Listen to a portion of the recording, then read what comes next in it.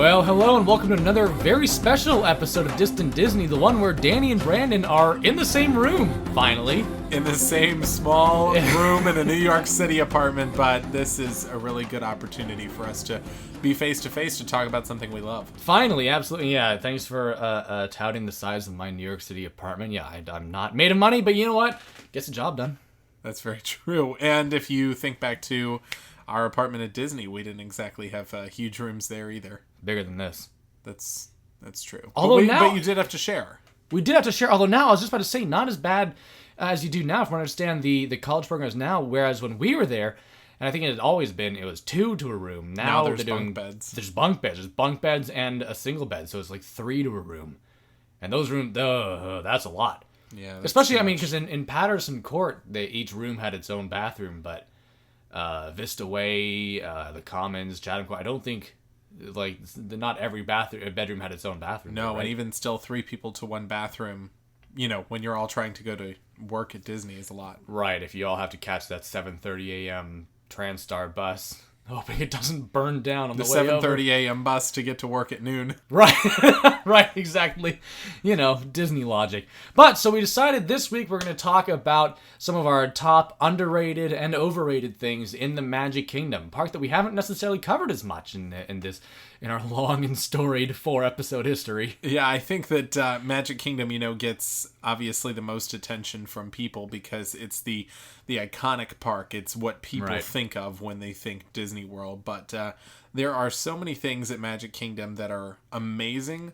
And then you and I have both said there are things in that park that get way too much attention. Right. So where does, on the whole, where does Magic Kingdom fit in your, if you had to rank the parks 1 to 4? I know last week you said Epcot is your number 1, right? Where does Magic Kingdom fit in? So this is such a tough one for me because if we're being totally and completely honest, and hopefully we don't get hate mail for this, Magic Kingdom would be at the bottom of my list. Really? And I say that because, Epcot being number 1, my favorite, I realize that Hollywood Studios does not have a whole lot right now, but I'm very partial to it because that's my home park. Mm-hmm. It is about to have a lot.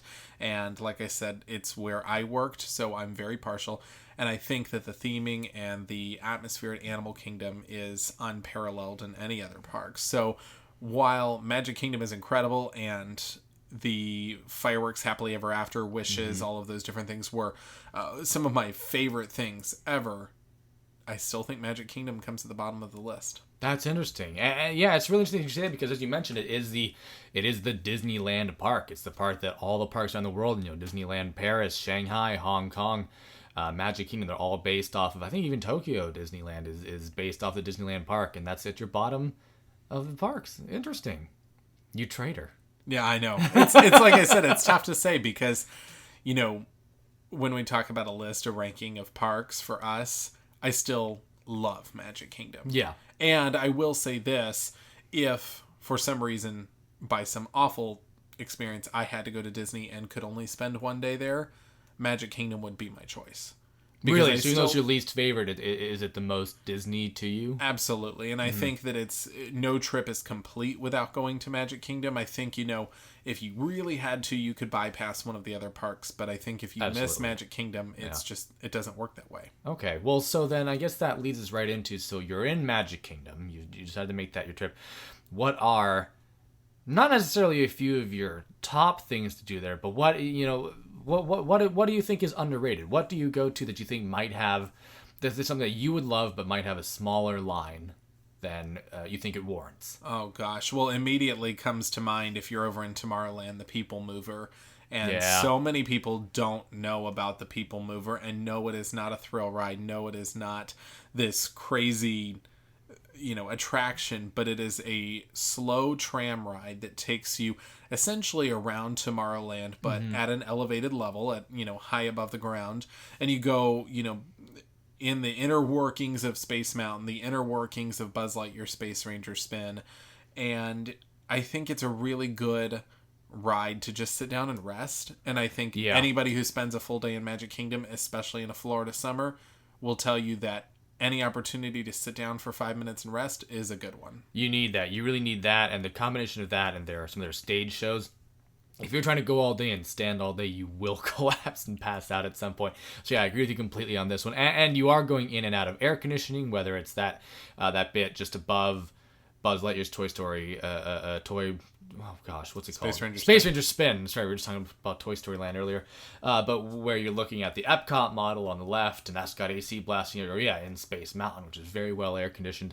It's a really, really nice break away from the day, and the lines are never that long, even when it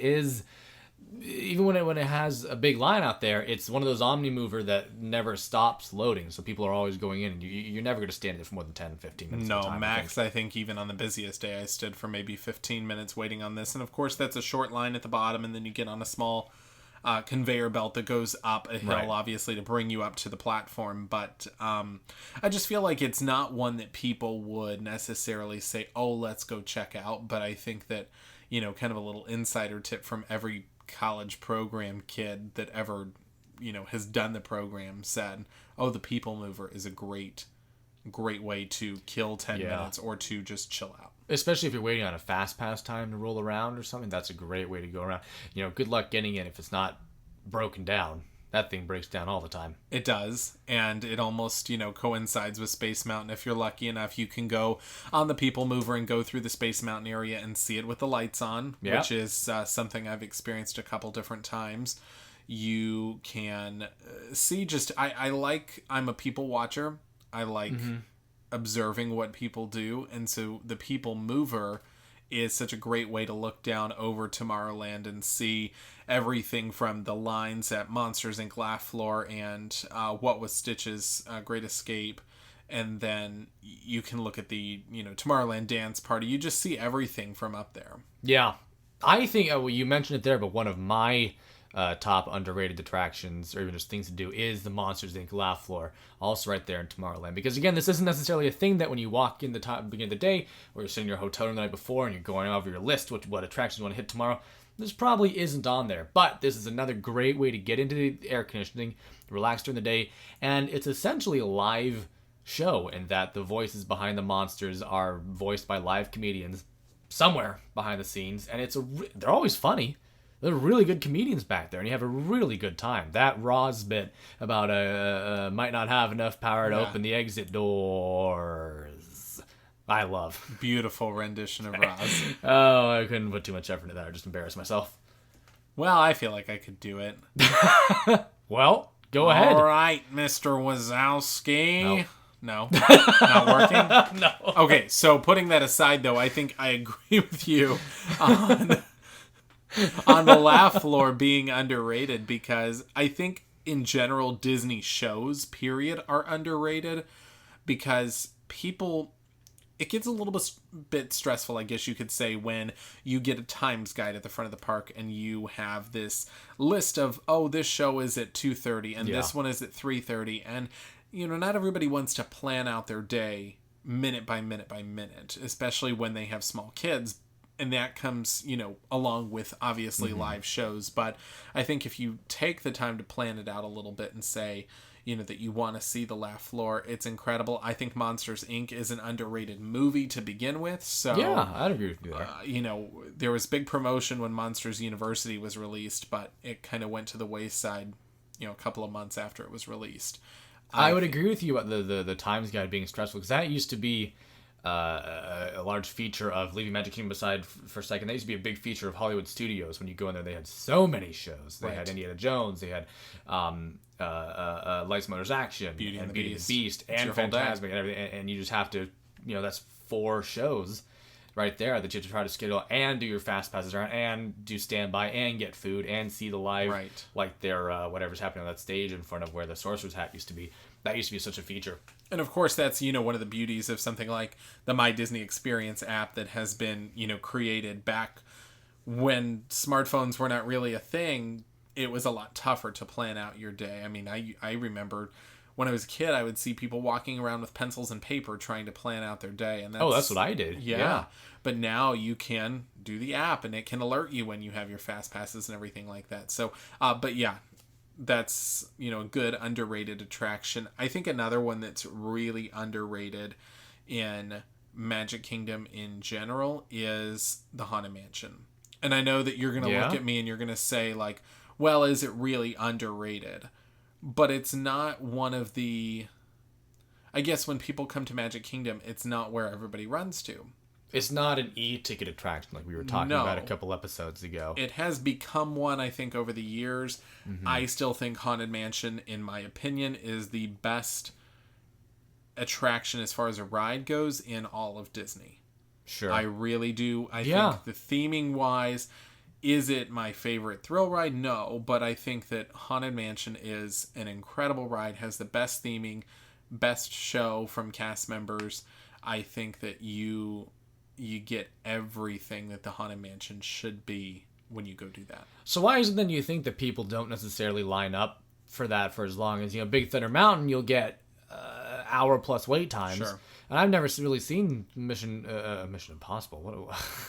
I've never seen Haunted Mansion, 2 M words, Haunted Mansion go over 45 minutes on the busiest of days. Well, I think it's for a couple different reasons. A, I think that Haunted Mansion can simply just take more people more quickly than something like Big Thunder can. Big Thunder, you've got a train of, 16 or 17 rows, two people per row, so 34 people at a time. Whereas when they do the little pre-show before Haunted Mansion, you can bring so many people in. I also think that people who really don't know Disney when they have kids, the very nature of just the title of Haunted Mansion immediately deters people. Yeah.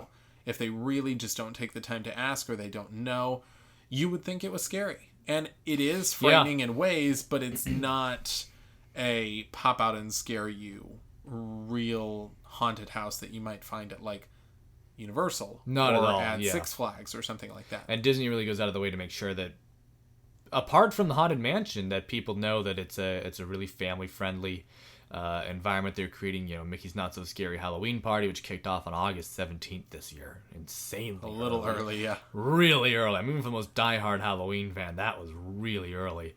Versus Universal and their Halloween Horror Nights, which are genuinely aimed at being scary for teenagers and adults. So I think that just, the very nature of the name of that attraction kind of keeps people away.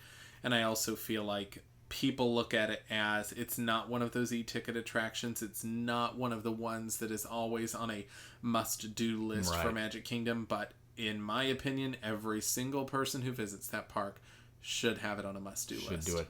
But so now, to flip it, what's one of yours that might be, you can miss this one?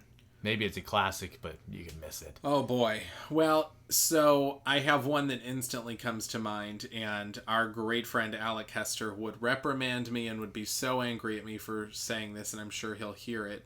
But I feel like Peter Pan's Flight is... Oh, that's not what I thought you were going to say. Well, I know which one you're thinking of, and we'll get to that one too. I think that Peter Pan's Flight is the most overrated attraction. Wow, that is an unpopular opinion. It is an unpopular opinion, and, be angry with me, fine. But Peter Pan's Flight consistently has a 1 hour plus wait. I have never seen it less than 55 minutes. It typically runs between 70 and 90 minutes, and you have to think about what you're doing. You're going through some cute scenes from Peter Pan that were maybe painted and built in the 70s or 80s. You're riding along a rickety track in a makeshift suspended pirate ship that is suspended in air, and you're going around scenes that don't even move. They're not animatronics. They're not... Aren't there a couple? Isn't there one where Captain Hook is... or is it all just audio cues? Am I imagining it? A lot of it's just audio cues. There might be one animatronic in there, but it's pretty much just a static... Here we created this replica of Captain Hook, or this replica of...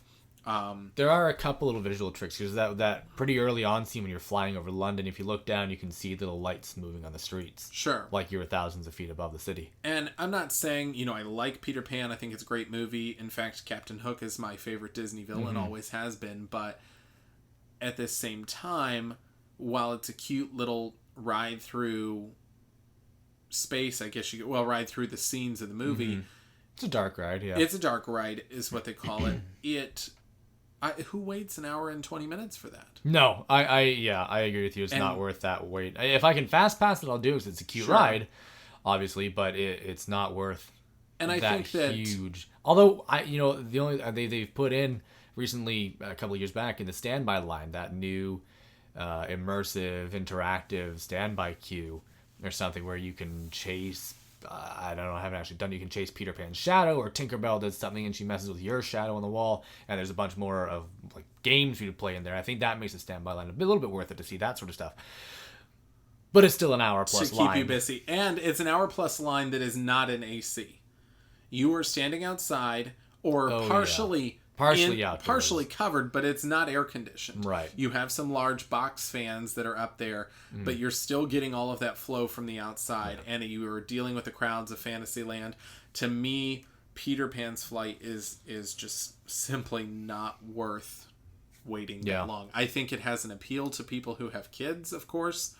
But I think the Imagineers they're designing, they didn't really expect it to have as much appeal as they do, because No. that's not one of the widest pathways in Magic Kingdom either, right? Between Peter Pan and It's a Small World across the street. And that becomes a major bottleneck, especially during the summer or spring break or Christmas, any of those really long holidays when they actually extend the Peter Pan queue and the Small World queue out into the path. So it becomes about a 5-foot pathway for pedestrians going back and forth, and they have just this row of cast members out in the middle of it just saying, keep to the right, keep to the right, keep to the right, and directing traffic. Is no part of Magic Kingdom that is hotter on a hot summer day than that stretch right there. And it's just the amount of people, and like I said, it has the appeal for people who are coming with kids and visiting with families. But to be honest with you, if I had to give you my top attraction in Magic Kingdom to just skip, that would be it. Wow. Well, because I can think so. My top attraction to skip in Magic Kingdom would be the Tiki Room. Okay. Over in Adventureland, because and I haven't done this thing in so long. I always skip it. I couldn't even tell you what the story. Fun fact of this thing is anymore. I claim to be a huge Disney fan. Yeah. I've been at Disney my entire life. I have still to this day never done the Tiki. There you go. You've never done it. So I go, is you get in line and there's this their pre-show is you're looking at this tropical oasis outside, and there's a waterfall, and they kind of split the waterfall and turn it off, and I think there's some kind of bird behind it. But then you go into this circular room, and eventually the birds kind of descend from the ceiling, they all sing, but there's no really any through line, there's no narrative. A lot of them are doing kind of offensive now these days, kind of offensive accents that, probably not. I mean, like we were talking about the Native Americans in Fantasmic a few weeks ago. Same sort of thing here. It just sounds like some guy doing a really bad, quote-unquote, Latin accent. Sure. That just leaves a bit of a bad taste in your mouth these days. And yeah, there's nothing really happening in there. You just go in and watch a show. And whereas Disney has plenty of other really good shows with stuff happening with the beginning, middle, and end, there's just nothing happening in the Tiki Room. You go in, the birds come in. Oh, the Tiki poles, I don't know what you call them, tiki poles on the edge of the room. They start singing, the tiki torches. I think there's a few Easter Island heads in there somewhere. They start singing too, and then you leave. That's it. Like the whole thing feels like a pre-show to something bigger. Yeah.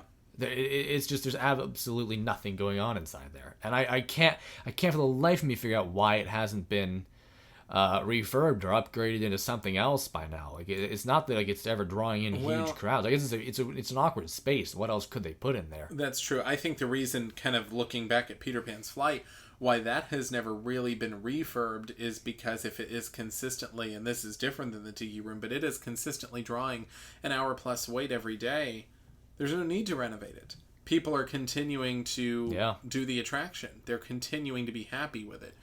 Well, you know what I've heard, the rumor about the Peter Pan's Flight, is that because of some way it's designed with these suspended cars, is that it's no longer up to fire code or something like that. Like if they had to evacuate, people couldn't evacuate. Like you can't get out of those things.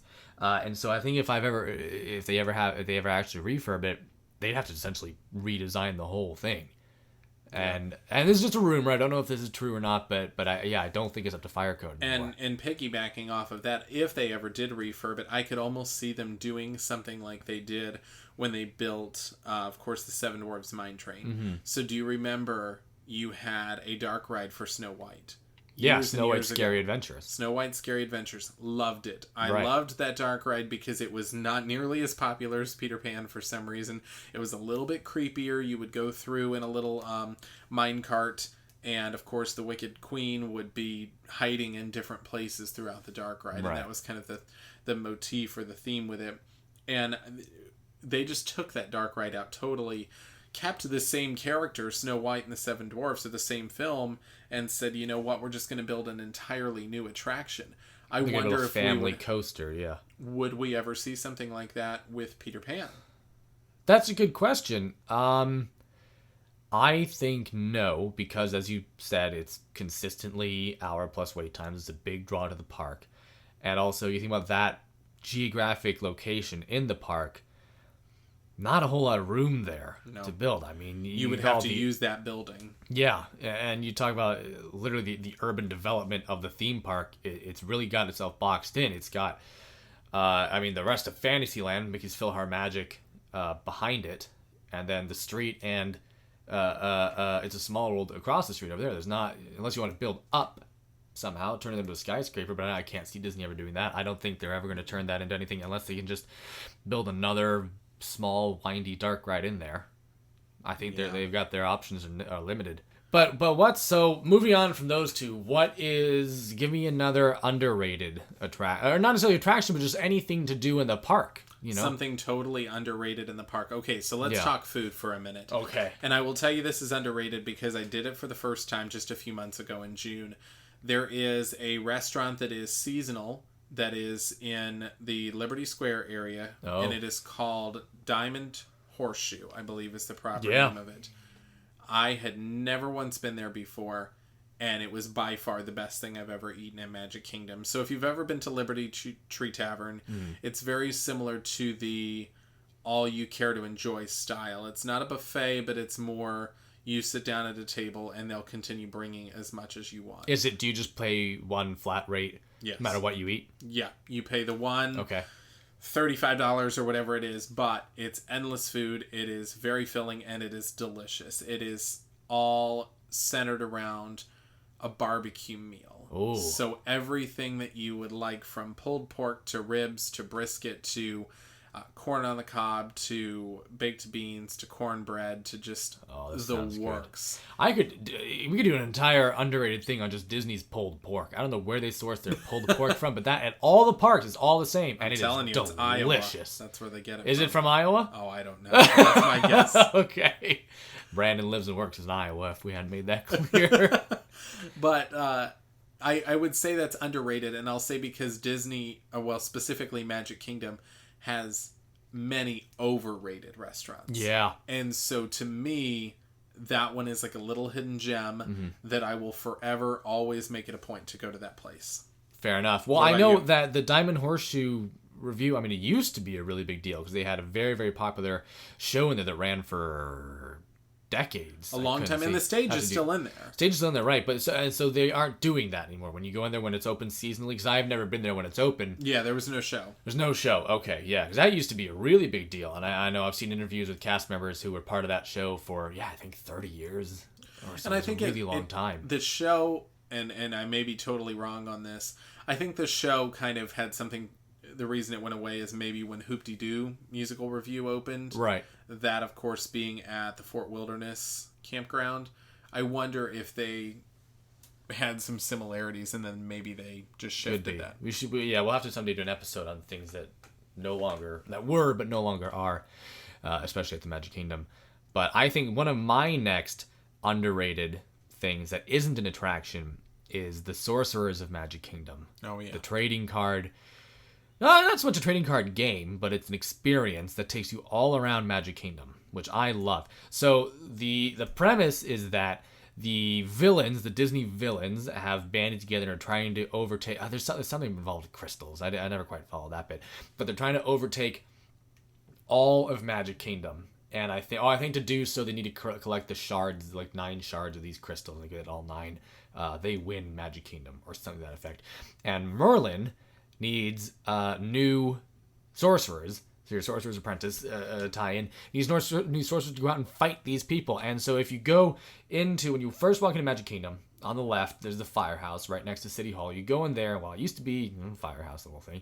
It's now the training grounds for the Sorcerer's Magic Kingdom. They go in and it's totally free. This whole experience is free, which I love. Anything you do for Disney and Disney is free. Got a thumbs up from me. You go in there, you get a little starter pack, you get a little key card. Well, you used to get a little key card. Now it's probably just your magic band. Mm-hmm. But they train you on these little portals, and then they give you maps, and they send you out all over Magic Kingdom. They have so many different zones. It's like Magic Kingdom, Main Street USA, Adventureland, Fantasyland. I don't think they have any in Tomorrowland, any portals. And then Liberty Square.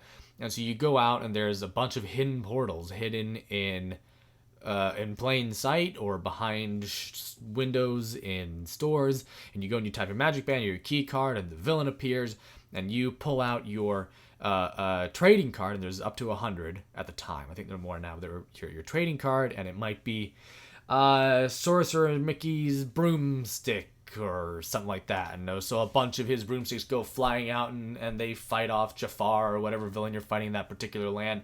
And so you bounce around, you beat a land in Magic Kingdom, and you go on to another land, you beat that. And now this is, you might be able to complete this in a day if you devote your whole day to it, but it's very, very time consuming. So this is definitely something that's geared more towards, I mean, I used to love it as a cast member, because you go to the park for free, and you don't have that pressure of spending all your money and completing a day at Magic Kingdom, or annual pass holders, maybe. I think it's geared towards them.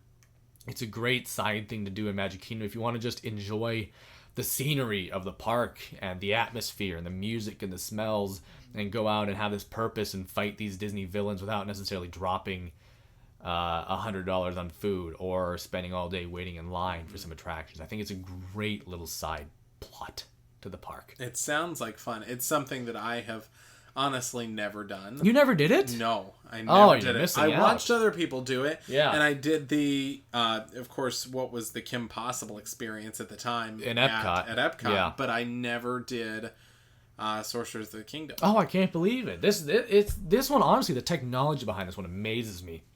There's the fact that you have to stand this little circular portal, quote unquote, thing on the ground, and it recognizes the individual card that you have. Somehow it's this little tiny thing you're holding. You can buy little shirts that give you a boost. I don't know what they actually do, but it's just the technology to interface with you, the person standing there with no controllers other than this plastic card, this paper card in your hand, and a t-shirt, and then interact with these storefronts or whatever. And this, they did this years ago. The technology was amazing. Crazy that I've never done it, because I was a huge fan of the Kingdom Keepers books. I believe that's what they were called. I've got one on my bookshelf over there. So I read all of those, of course, and that kind of, I think, is almost where that idea came about. Could be. Actually, I hadn't made that connection before. Or maybe the book came off of that, or maybe they came off the book. I think the books came first. I think the books came out in the 90s or something. Yeah, but it was just that premise of the parks being taken over was fascinating to me. I'm a big Disney villain fan to begin with. So, and you being really responsible for the well-being of the park as a guest of the park. Yes, 100%. Really cool. I take very much big pride and joy in all the Disney theme parks. Yeah. Well, so that was really fun. I this is so unknown. I mean, you've spent years in the parks there, and you said you've never done this. I always go in and check at the firehouse to see if they've closed this down, because I don't know why they keep it open. It's not making them any money, but I love it. I'm so glad they do, and it still hasn't closed. Every time I go, I check the firehouse, and it's still going. It's still kicking. That's awesome. Yeah, but what about, so do you have any other overrated or underrated? An overrated. Things? Well, I was thinking about this, and I've kind of gone back and forth about some things that are overrated in Magic Kingdom, and I guess we can almost go back to food a little bit. And I would say that an overrated food place, well, I've got two in mind in particular. Yeah, go ahead. One is the Crystal Palace, and another swerve. I'm really just shocking you here, right? Yeah, so these are popular places. I know. And I guess when you've been there so many times, you maybe create a little more snooty opinion than other people do. But the Crystal Palace, to me, it's great if you've got kids. It's a great place to be. But one of the things, you might agree with me on this, is Disney has I guess they have a tendency to create what I would almost call their go-to generic buffet. So you would find yeah. that at the Crystal Palace. You would find it at Chef Mickey's. You might find it at a couple of other restaurants. One in Hollywood Studios, I believe. Is it Hollywood and Vine or something like that, where you can get the buffets? That's the one I never went into, Hollywood and Vine. But so you go in and you eat this buffet, and they have a character dining. The food is the same at all of the buffets. Okay. It is very basic American style cuisine. You're going to find chicken nuggets and macaroni and cheese, which are Mickey all waffles. Wonderful comfort foods. Don't get me wrong. I love chicken nuggets like anybody else, but there's nothing that I guess makes it stand out. You go not even the character dining aspect of it. I mean, it's more of an atmosphere place than a food place, right? Well, I would definitely say that, yeah. But to me, I mean, I don't go to Chef Mickey's for the food. Okay, you go there so that that's Mickey fair, comes but and I'm a messes with big you at the boy, table. so every time I go to a restaurant, I'm there for the food. And, you know, to me, my favorite part about Crystal Palace would be that for, the character dining, it's a lot of times the Winnie the Pooh characters. It is, yeah. Which primarily the Winnie the Pooh characters, I think. I think that's incredible. Winnie the Pooh is one of my favorite things, and I think that it's, kids nowadays don't really know who those characters are as well as maybe we did when we were kids. It's not as popular. Yeah, and I feel like this Ewan McGregor movie that just came out probably isn't going to help. No, but it was a wonderful movie. Okay, I haven't seen it. Okay, wonderful film. You should check it out. Anyway, I think that Crystal Palace is just, to me, it's a Magic Kingdom icon that everybody runs to, and there's nothing to me that makes it that special. And as I talk about the other restaurant I had in mind, and I'm just shooting down everything. Well, wait, before we move on to the next restaurant, I want to ask you then. So, if people had reservations for Crystal Palace, where should they move their reservations to? Well, it depends, because if they're wanting a character dining at Magic Kingdom, then you really are limited on your options. There's kind of that and Cinderella's Royal Table. Cinderella's Royal Table, or to sort of Be Our Guest. You get like the Beast. Yeah, and you Belle get the running Beast around and a Be little Our bit. Guest. So I will say that Be Our Guest is an incredible experience. I love dinner there. The only downside to Be Our Guest, and I think this is what detracts people, again, you can find pros and cons about anything, is Be Our Guest is more traditional French cuisine, and it's a little more cultural. For dinner, okay, yeah. Right, which is when you would find the Beast. Yeah. And if you are with small children, perhaps they're not going to enjoy that food as much as they might with a buffet that offers them chicken nuggets and macaroni and cheese. Yeah. So I would say that Cinderella's Royal Table to me is better option, but it is also pricier. So you just have to really. And I mean, Cinderella's Royal Table, you get the opportunity to eat in Cinderella's castle. Exactly, and that's I think cool. that is really cool. Yeah. If you get a chance to do that, I mean, there's nothing to me that is more exciting than walking through the little breezeway that basically goes through the castle at the base of it. Looking at mosaics down there. You see the mosaics. You see the original artwork by was it Mary Shelley? Mary Shelley wrote Frankenstein. Oh boy, I messed that one up. Okay, it was. I know who you're talking about. I know the name you're trying to say. It's escaping me too. All right, so there's a lot of wonderful art. Yeah, I hope I'm right. If Mary Shelley didn't write Frankenstein, I'm going to be even more embarrassed. No, now that you say that, she wrote Frankenstein. It was a Mary. There was a Mary who illustrated a lot of stuff that. Mary Blair. Yes. There we go. Mary Blair. Got it. Thank you. We didn't do a ton of research for this episode. It was kind of off the cuff. Well, not that we would have been researching the mosaics.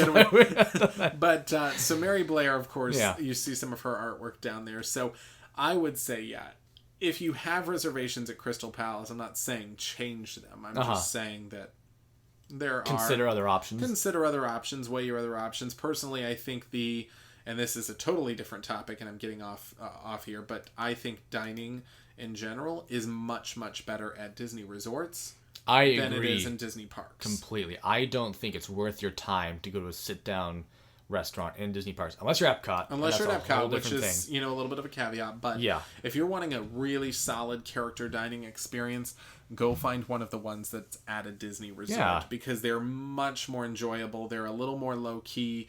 A lot of times the food is better. There's more opportunities with the characters than I think there are at the character dinings in the parks. Yeah, it's less crowded. You don't have that time crunch. Exactly. I mean, I will always love Chef Mickey's because I know it is, even though it's basic generic food, you'll have what an iconic structure to be eating in. It's it's exciting as a kid. You're inside this giant trapezoid. Yeah. It's exciting. And the monorails are going through. Right above you as you're eating, and that's that just blows your mind as a kid. Where else can you see that? Even if it is the same style of food, I'd way rather go to Chef Mickey's than to the Crystal Palace. Yeah. That's just... I agree with you. And you can go there without park admission. Yes. You're not wasting your 122 or whatever they're charging now. Yeah. Beneficial thing. So my other restaurant really quick that I'm thinking of when I talk about overrated ones, and I say this is overrated because it's a quick service location that is just always ridiculously crowded, and that is Cosmic Rays, Starlight Cafe in Tomorrowland. Okay. I say the same thing here that I mentioned with Crystal Palace, is that it's overrated because it is the most basic food that you're going to get. One of the things is pretty standard quick service. Yes. Disney quick service food. Well, and one of the problems with Disney quick service that I have encountered, and they're not all this way, surely they've been getting a lot better about this in recent years, is you go and you get the same options. Right. It's a cheeseburger and fries. None of them healthy. None of them healthy. A cheeseburger and fries, a chicken nugget meal and fries. A different cheeseburger with fries. Exactly. Bacon cheeseburger or whatever. Cheeseburger, you might get a chicken sandwich option. Yeah. If you're lucky. And then you might get an option for like a Caesar salad. Yeah. That doesn't Cosmic Rays, I always kind of appreciate it because it has the 3 different bays. So it has the chicken bay, the beef bay. Is the third bay salad bay? Yeah, or vegetarian. Vegetarian or bay or something to that effect. So you do have more options, but it's kind of just all of the options. You do have other options. And I say this You're too right. because if you spend a week in Disney in the heat, eating a cheeseburger and fries for every meal can be not enough. Exhausting. Yeah. It can be, I feel like it pulls energy from you rather than giving you energy. You need the protein, but you need those fruits and veggies. Yes, you really do. You need something healthy. And not to mention, if you've been out sweating all day, the last thing I really am looking forward to sitting down to is this large, hefty burger. Right. That has, however many hundreds of calories in it. And a soda. God, don't drink sodas in the parks, people. I don't understand why people drink sodas. You're dehydrating yourself. You're so dehydrated already from walking around. Go get, a cup of water is free. Rule of thumb, do not drink soda in the heat, period. Yeah. Because it's going to dehydrate you even way faster than soda does to begin with. Mm-hmm. And then not to mention, it's very expensive. You can get, little tidbit, if you didn't know this, you can get cups of water for free at any stand. Yes, it is Florida tap water. No, it does not taste incredible, but...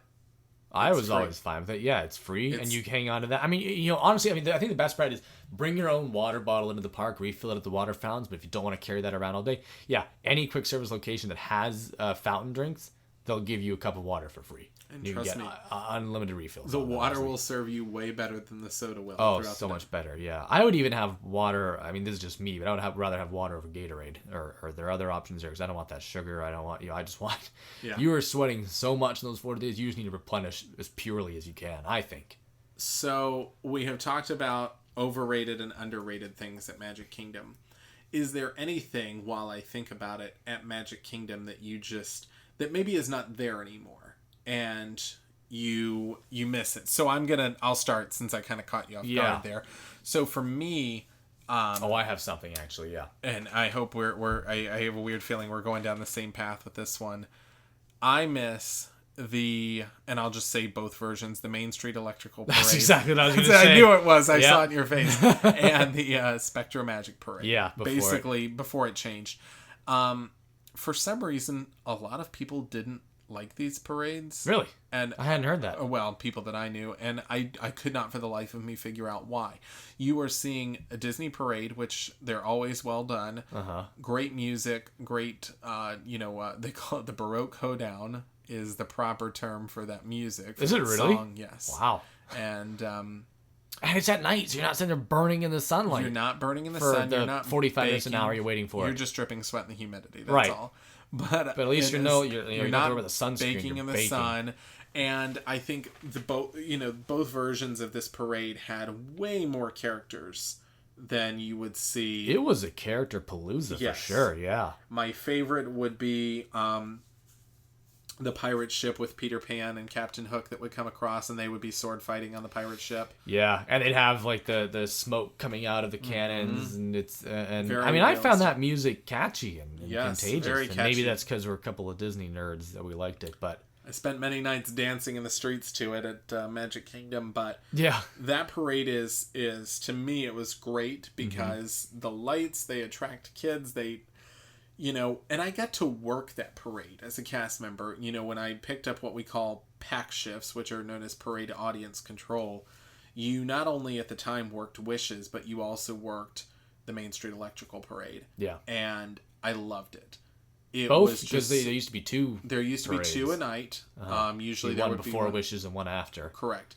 And the one after Wishes was incredible because there were not that many people there to see that one. The crowds were much lighter, and you could just have fun with it. The music was catchy. I feel like the afternoon parade is great too, the 3:00 parade, but it is, like you said, you're standing there baking in the heat. The crowds are a little more intense, and it's just, there's so much going on around you. That I remember going to the late parade one day with a bunch of friends, and we stood right at the parade ending in Frontierland, I guess that ends over there. Yeah, by Splash Mountain. And we were the only ones there, the only ones in eyesight. And I can't remember what the name of this dance is. Is the one where you're doing this? Oh, the hand jive. The hand jive, the pirouette, yeah. And so the 5 of us, I mean, we were like 18 and just started playing around doing that. And we like watched the parade go by, watch the parade go by, watch the parade go by, still doing that. Like, we never stopped doing it until finally we got the characters just abandon their choreography. They just started dancing with us. And it's like such a dumb little thing. But I remember when we got Fairy Godmother to do the hand jive with us on the top of her float, on top of Cinderella's float, and Cinderella did it too. And we eventually just got all the characters to give up their choreography and dance with us. And it was such I mean, it was a magical moment. It was a lot of fun. And it was such a benefit of staying for that late parade. Yeah. And now there's no parade. There's no parade at night, and I think that's a big thing that's lacking. I should note that there are parades at night for Halloween, the Boo to You parade, which I have never seen, and I'm so upset that I've never seen it because I hear it is phenomenal. Yeah. It is supposedly, according to Kayla, one of our good friends, the best parade that Disney has and has ever put on. Ooh, I don't know. I love Festival of Fantasy. Oh, yeah, me too. And I'm a big sucker for what used to be the Share a Dream Come True parade too. So, yes, yeah, years and years ago. Which one was that? Was that the one where the finale was them? When it was Share a Dream Come True parade, that was actually when they still had the snow globes.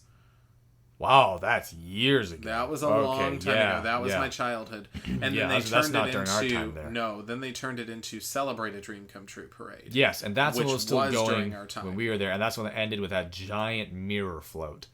Yes. That they now pull out during some other parades. It's weird to see that as just like not a finale float now. Well, and I loved that one because it would always start out with a smaller little float with young Walt Disney drawing Mickey, and I loved it. I loved seeing that. Which they use now and Celebrate the Magic. Right. The projection show. I think they changed that show so much. You gone for 2 weeks and it's a different show. Yeah, that one's different all the time. No idea what's going on I'm there never sure if I've seen the same version or not. But do you think they're actually, speaking of changing, and speaking of, I mean, this is neither underrated or overrated. I think Happily Ever After is just as popular as it should be. I think that, do you think the reason they haven't released a soundtrack for Happily Ever After is because they plan on plugging in different movie pieces like they did with Celebrate the Magic? They're just going to change. I could see it. There's so many different individual sections in that show than there were in Wishes. I mean, Wishes was static for the entire time I played it. But this, do you think it's going to be fluid? I could see that. I mean, Happily Ever After has a lot of like classic Disney songs in it too. I think some that we weren't expecting. Some, that I'm so thankful they incorporated, like Hercules. Thank God Hercules is in there. Tarzan. Yeah. Which, for the love of God, don't get me on a tangent. Why does Tarzan not get any love? Phil Collins has a beautiful soundtrack, and we hear nothing about Tarzan in the parks. No, they really did a good job bringing back a lot of songs that everybody loves, but we haven't seen in the parks in a while. So I think that those will stay the same. Okay. A lot of those iconic ones, but you also know that there is a portion where they sing Love is an Open Door from Frozen. Right. I think that as time goes on and new movies are released, we could see, different songs plugged in different places. Or there's that bit where what's the robot monster's name from the first Incredibles comes in and destroys Cinderella Castle. Oh, You know, and it's popular now because Incredibles 2 came out this summer. Sure, but 3 years... I mean, these fireworks will outlive these movies by years. Yeah. They don't redesign fireworks every couple of years. This is like a decade or two long and thing. I sure hope they don't plan to redesign it anytime soon because it's a phenomenal show. Yeah. I could see, you know, Coco being plugged into there. Of course, that's already been released, and since it's not currently in the show, maybe, you know, that won't happen. I think that, as time goes on, we could see other Disney movies plugged in there. But I think that while we're on the topic of entertainment, actually, I was thinking one of my overrated things I was going to talk about was the Move It, Shake It, Celebrate It, Play It. Do they call it now? It's like a fourth one. Possibly, yeah. Street Party. Yeah, the Street Party, which is a perfectly fun thing. You don't like the ooh-cha, ooh-cha. No, and I don't like that. I have such a problem with people encouraging you to jump in and dance along with the characters. I hate that trope. This coming from the theater guy. Yeah, because I like structured, pre-planned entertainment. I don't want to get up there and just dance because you feel like it. I don't want to do any of that. I feel that. You know, nothing aggravates me more than when someone tells me to clap along. Right. Like I didn't already hear the beat and plan to clap. Right. Right. But so it's this parade that just comes out and goes along Main Street USA and then goes up and circles around the Cinderella Castle hub. And they just kind of party for a little while. There's always these guys in these wild, wacky costumes and all the characters, and they pop out of the birthday cake and the float, but there's all a bunch of presents. Excuse me, not birthday cakes, birthday presents. And they just kind of party for a little bit. And you hear this random Hannah Montana song. Oh, the music is always so strange. And I'm like, where, you know, Hannah Montana. That music is also always changing. There's no way to keep up with that music. No, but for the longest time, it was the, hey, get up. It's time to pump up the party now from Hannah Montana. That was Hannah Montana. Oh, I never made that. I never that was realized from her that. concerts in the show, and I was like, you know, oh my god, I remember that now. Kids now don't even know who Hannah Montana is. That's how much times have changed on the Disney Channel in itself. Miley Cyrus is not exactly a young girl's role model anymore. I mean, you know, feminism and all power to her, but I don't know any 5-year-olds looking up to her right now. Well, and she's no longer Hannah Montana. She's no longer Hannah Montana, for sure. She is Miley Cyrus. She made that transition fully and thoroughly. But, yeah, I think that whole parade is just, you know, as opposed to, we were talking about the Electrical Parade or Festival of Fantasy or Boo to You, where it's, I mean, Disney is all about the story and the narrative, and they even kind of communicate that through those parades. And this is just, hey, you're in Magic Kingdom. Let's party. Yeah. It doesn't do it for me. But then I had another underrated thing was the Main Street, the citizens of Main Street, and those performances come out early in the morning. Oh yeah, they are very much underrated. And I think we touched on this. The vehicles that come out, we were talking about, so that double-decker bus that goes around Epcot. Dapper Dans. Well, the Dapper Dans are out most of the day, and you'll see them. Yes, but I still think they're underrated. They are underrated, yes. But the rest of I don't know their actual name, but the citizens of Main Street, we can call them, who just kind of go down with their trolley cart and go down from the castle down Main Street and do their little performance like 5 times in a row. Straight down, and it's the park isn't that crowded yet. It's not that hot yet. You can just sit and watch them and go, oh, this is nice. You know, we're in Magic Kingdom. Look, there's these people from the 1920s doing a little thing for us. Okay, let's go off to Space Mountain now. And that's what's beautiful about Magic Kingdom. But you know, with those citizens of Main Street, I believe they also do the rope drop each morning. Yes, they have all the characters. Well, now I think it's Anna and Elsa doing the. Oh, well, not necessarily the rope drop, but you talk about the show where they come out in front of the train up top of the flower garden there, and they do that. Yeah, I think that's an Anna and Elsa thing now. I've never seen that. No? Because it used to be them and the mayor. You have to get up very early to do that. Yeah. You wouldn't think, because, you know, the show, rope drop usually happens at like 8:30. That's not that early, but you got to park, you got to take the monorail all the way over, and that takes a long time. You're talking a wake-up call at 5:45 a.m. Yeah, something like that. Good morning, Mickey calling to wake you up at 5:45 a.m. at your Disney resort. If there was anybody I wanted to call me at 5:45 to wake me up, though, it's Mickey. Is it? I'd say the exact opposite. Really? I don't want to wake up and hear that cheerful, energetic voice that early. I'm tired. Oh, it would make you happy. I want some underpaid teenager at the front desk calling, just like, hey, good morning, that's your wake-up call. Okay, goodbye. That's all I want. I don't want anything more than that. Not have a magical day. Okay, fine. You can, good morning, this is your wake-up call. Have a magical day. Goodbye. That reminds me, we were in New York today. Well, we're in New York now, but we were. were in the city today, and we were hanging out with Mary Shelley. We went into the we went into the Disney store in Times Square, and and for the life of me, I was a Disney cast member for how long, but I've never known how to respond to when someone tells me to have a magical day. Like, I guess you respond and you say, you too, but then I'm like, normal people don't say have a magical day. Right. So I'm like, and it's also a weird have disconnect. A good day. Yeah, it's a weird disconnect in Times Square. There's no magic in Times Square. I don't care how hard. Oh, yes, there is. Not Disney magic. No. Not Disney. Not Disney magic. quick turnaround there is something magical about Times Square. Right, Times Square is impressive and magical itself, but not Disney magical. And Disney Store can try all they want. They can't pump out enough Disney magic out there to keep away the terrifying false characters and all that. Oh my goodness. Let's not get into that, because I heard when we were there today, I heard one of the Disney cast members say something I'd never heard of before in our time at Disney. He was asking somebody how old their child was. He was trying to buy a little costume for probably for Halloween or something, and the cast member goes, and how old is the pixie? I never heard anyone refer to a child as a pixie before. The pixie? The pixie, yeah, that's not... maybe that's a New York Disney thing, but that's not a Disney World thing. I don't know if I'd want anyone calling my child a pixie. Not that I don't have children, let's clarify that too, but... Right. Yeah, that one was a little strange. But I always had a tough time with that, we're getting off on a tangent, but I always had a tough time with as a Disney cast member, should I say, hello, princess? And I'm like, I never did. That just sounds a little... odd coming from a grown man. Yeah, I agree. I think, especially a young grown man, I think, if you've reached a certain age of retirement, maybe you can start seeing that again. But, I was 18 when I started working at Disney World. I wouldn't want some 18-year-old straight white guy saying, hello, princess. No, sir, not for me. When you say it like that. Well, when I say it like that. But no, seriously, I never said that. And maybe I missed out on a few magical moments that I could have created, but I didn't. That wasn't something that I was interested in doing. All right.